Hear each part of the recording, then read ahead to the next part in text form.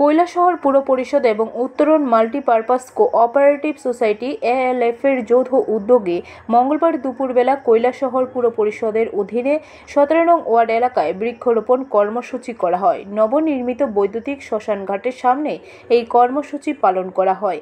এদিন বিভিন্ন প্রজাতির 50টি বৃক্ষরোপণ করা হয়। উক্ত কর্মসূচিতে নেতৃত্ব দেন কৈলাসহর পুর পরিষদের চেয়ারপারসন চপলা রানী দেবরায়, পুর পরিষদের ডেপুটি কালেক্টর হেমন্ত ধর, 13 নং ওয়ার্ডের কাউন্সিলর সিদ্ধার্থ রায়, 17 নং ওয়ার্ডের কাউন্সিলর সিকিম সিনহা, টুকু ধর প্রমুখ। আগামী মাসে নবনির্মিত বৈদ্যুতিক শ্মশানঘাটের উদ্বোধন করা হবে, এমনটাই সাংবাদিকদের মুখোমুখি হয়ে জানান কৈলাসহর পুর পরিষদের চেয়ারপারসন চপলা রানী দেবরায়।